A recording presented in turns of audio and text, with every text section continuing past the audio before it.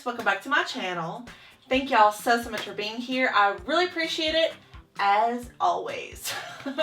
This morning I was bringing my daughter to school, and on the way home I had a really fun idea for a video. It's just sometimes they just kind of pop up in my head, and I really wanted to share it with y'all. So I don't know if y'all know this about me. Hair.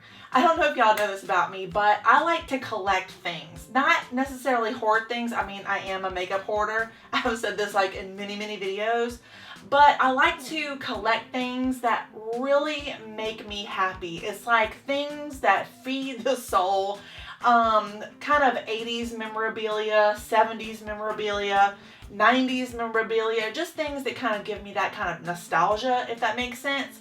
And that's what I wanted to share with y'all today. Just kind of a video talking about fun things, nerdy things. We're going to be nerding out in this video. Alright, so the first thing I wanted to share with y'all that I collect is vintage music albums. So like records, really old ones, and a lot of these have been my parents over the years that they passed along to me. Some of them I've actually bought myself through eBay and friends and whatnot, but I have a massive collection, and I actually went upstairs earlier this morning and I just grabbed some of my favorites. So I wanted to share these with y'all because they're so much fun. I just love these. So the first one is obviously Hank Williams Jr. This is his Major Moves album, and I don't know if you can tell, this still has the price tag on it. This was $7.97. I think my parents actually bought this from Walmart, and this is the album that featured the All My Rowdy Friends song. So I know y'all know All My Rowdy Friends. That's been the NFL theme song for ever. At least since the 90s, I think. So this is what it looks like. And then whenever you turn it around, this is what the back looks like. And this is one of the major things that I love about collecting albums. This was like the original, the thought process, how they wanted it to look, their vision on it. Like, you know what I'm saying? It's just really cool. And over the years, I kind of wanted to frame these individually and put them across a wall. I haven't done that yet, but I might do it in the future. But this is the Hank Williams Jr. Major Moves album. Then the second one is from The Police, and this is their Synchronicity album. And I mean, look at that. Look at that. This was bought in 1984. It has like the date of it right here. And this was bought for $6.89. So this is what the back of it looks like. So this is a really cool album, and I just love the cover art. And then look, Kenny Rogers Christmas. Kenny Rogers is the epitome of good country music. You know what I'm saying? He's just got the smoothest voice ever. And tell me he does not look like Santa Claus right here. He just looks like Santa Claus. I mean, he's got his champagne, he's got his chocolates and flowers, he's ready to serenade you. How fun. And then it has on the back, it has what their, I guess this was like their house. And I'm assuming that this is his wife. Look at that wallpaper, y'all.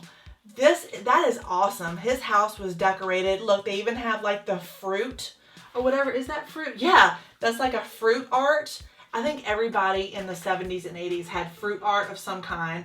Then we have Waylon Jennings. Now, a lot of these I've actually talked about in my 50 Facts About Me video. That was done probably more than a year ago or so. And that was a really fun video, and I talked about some of my favorite music artists, some of the artists that I really like and have always looked up to, and I kind of described why, because like Waylon Jennings, he's one of my favorites. His voice is amazing, and one of my favorite songs that he sings is actually from a Sesame Street movie. And you can count the telephone poles. 1 telephone pole, 2 telephone poles, 3 telephone poles, 4 telephone poles. I love Waylon Jennings. So this is what the back of it looks like. This doesn't have a price tag because the plastic is off, but still got the record inside. And look at that man. Look how cute he is. I just want to pinch his nose. So cute. And then of course we have some classics. We have the Beatles. This is the Meet the Beatles first album. Let me just show you what the back of it looks like. That's what the back looks like. And then, oh, okay. we have a good old record. This is Crystal Gale. Crystal Gale, don't make my brown eyes blue. Crystal Gale, is she not the most gorgeous woman ever? I had a girl crush on her in the 80s. She had the most gorgeous, long, beautiful brown hair. And she's just so pretty. So this is what the album looks like. It's very beige, if you know what I'm talking about. It's just very simple. And then on the back of it, she looks like a very sweet, innocent Southern belle. So, and then we have Black Oak, Arkansas. I like this one because of the cover. So look at this guy's belt buckle. Is that not the coolest looking belt buckle of life? And that really awesome looking, it almost looks like an old style milk truck. And then this is what the back of it looks like. So they are just cool. Look, whoop, there it is. There it is, loud and proud right there. And then Dan Seals. Dan Seals won't be blue anymore. This is his album. And this one has the best song. Well, it's two of my favorite songs that he's ever sung. Everything That Glitters Is in Gold. That is I just love that song. It's so good. And then Meet Me in Montana with, what is her name? I can't think of it. Marie Osmond. Y'all, so good. That's what the back of it looks like. And the last one is one of my also all-time favorites. It is Heart. So in the 80s and the early 90s, Heart was amazing. I used to sit in front of the TV and watch them perform.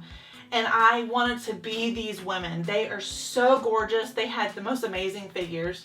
And they're just, I mean, look at them. Look at that. So this is what the back of it looks like. And it's the back of their heads. Isn't that awesome? So you got the front of their heads and then the back of their heads.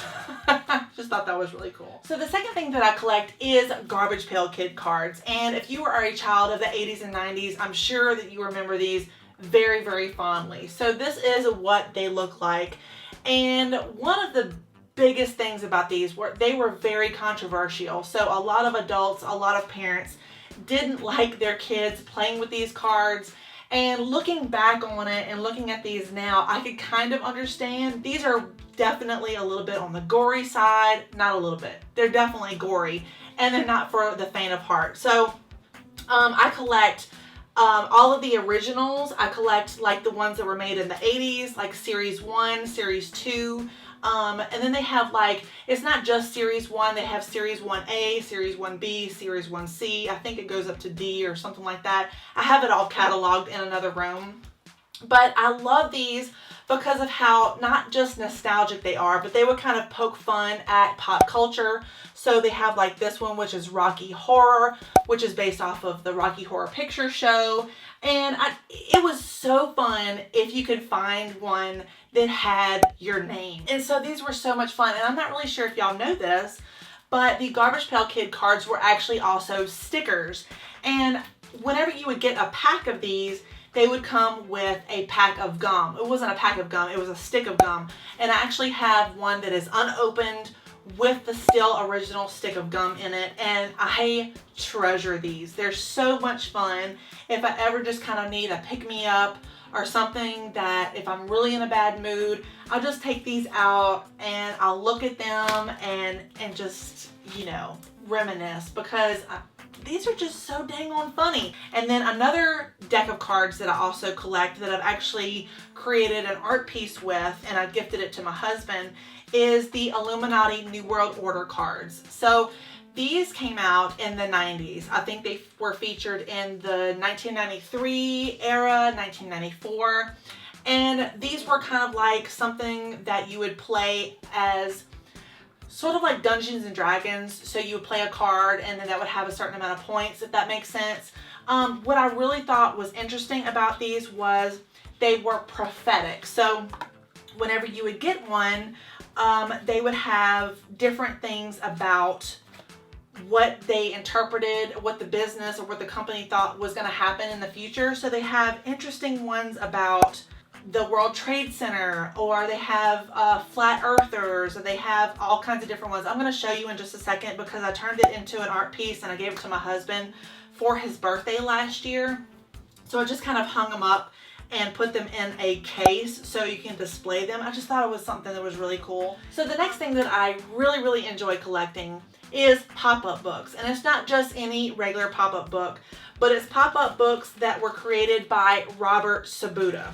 So this is just one of them, and this is the Wizard of Oz pop-up book, and it's a commemorative pop-up book. So whenever you open these up, it's like actually spins, and then it has the house that pops up right there. And then when you close that side and you go to the next one, so that's what this one looks like. And then it has these little inserts right here that also will pop up. So let me close that, and you see how it has the holographic yellow brick road. And then this is the next one. So this is the poppies. So she's walking by the poppies. And then this is the Emerald City. So you see how pretty this is? It is just gorgeous. And of course it has these little inserts here, and it has this insert right there, and all of that also pops up. That is the Wicked Witch. So you can see it has the flying monkeys. And then this is one of my favorite ones. So it has the hot air balloon. You see how fun that is? And it has all of the characters. It has the Cowardly Lion. It has the Scarecrow. Then the final page is this. So it's just a lot of fun. I just love it. And I think it goes off the old story where she meets the Queen of Hearts. And then I have some other ones. I have this one is the Encyclopedia of Prehistoric Mega Beasts. And whenever my kids were little, this was so much fun to show them. You have to be careful. They can't grab on them or anything like that. But whenever you're reading it to them, they would just, their eyes would light up, and they would have so much fun with those. So the next thing that I want to share with y'all that I absolutely love collecting is shoes. Now, it's not just any type of shoe. It's not just a Walmart shoe, even though I do like Walmart shoes and I do like shopping for shoes just in general. I'm about to be filming a Walmart shoe haul in just a minute. These are vintage shoes, and it's shoes from the 70s, shoes from the 60s, the 50s, the 80s. I've actually filmed a video about this once already. So if you've been around a while, this is probably like not any surprise. But the first one that I want to share with y'all is a pair of Doc Martens. And these are vintage from the 80s. And I don't know if you can tell, but it has pictures all over the top of it and all over the side of it. And that's actually pictures of Andy Warhol. So this is what it looks like. And it's just kind of a black and white, kind of an artsy photograph print all over the top of it. And these were actually made in England. I don't know if you know, Doc Martens is normally now outsourced to China. And I've purchased Doc Martens that were made in China, and the quality is just not there anymore. The second pair that I really like, that are probably my favorites, I can't wear these too much because they're very narrow, is some from Salvatore Ferragamo. And these are 1960s, they were actually made before he passed away. And it's just like a leather Oxford shoe. And you see how narrow these are. Now I can get my foot into these without a problem, but they do hurt after a while. It has a serial number on the inside, and it's got the Salvatore Ferragamo's. Ferragamo shoes are very expensive if you buy them new. I'm not sure who the designer is for Ferragamo anymore, but back in the day when they were actually made by Ferragamo, that is really special, and I just love that. And then the final shoe I'm going to show you, because this video is obviously probably 5 hours long, is from the brand Sandler of Boston. And these are from the 1970s, and they are ugly as all get out. Let me tell you, these look like bowling shoes for clowns, but I love them. They are so much fun. I've worn these out shopping. I've worn these to Walmart. I've worn these out and about, and people will actually stop me and ask me where I got these, even though they're so ugly and they make a lot of racket. So the bottom of these is wooden. So I don't know if you can tell, this is what the silhouette looks like.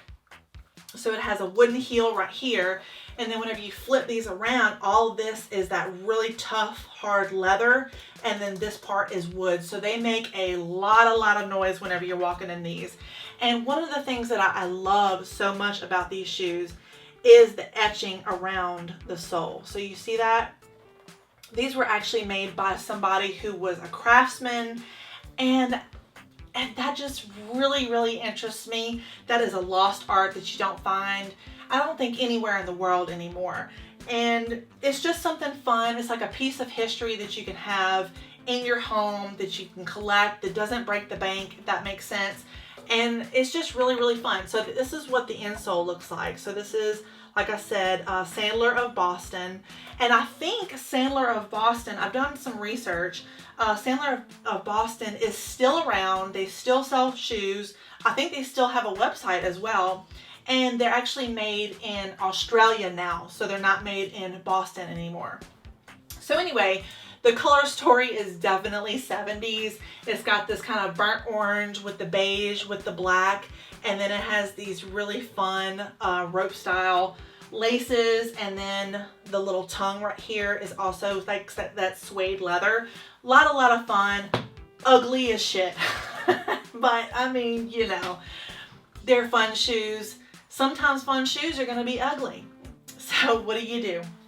So yeah, that's gonna do it for this video, guys. I hope y'all had fun watching the things, the interesting little weird, funny, strange things that I collect.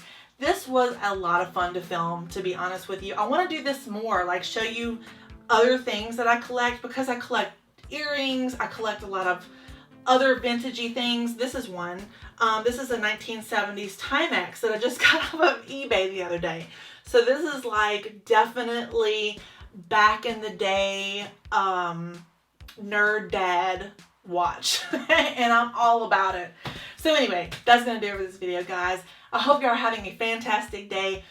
No matter where you are in the world, please stay safe and stay healthy. I've been saying that. Y'all know why I'm saying that, because shit's getting real in the world, and I love y'all to death. Please take care of yourselves. Think smart. You know, keep it real. Take care of your family. And yeah, I'm going to be seeing y'all very soon. Actually, I'm going to film a video in just a second. So it's going to be about shoes again. So if you're interested in seeing that, please stay tuned. Thank y'all so much for watching, guys. I'll be seeing y'all soon. Bye.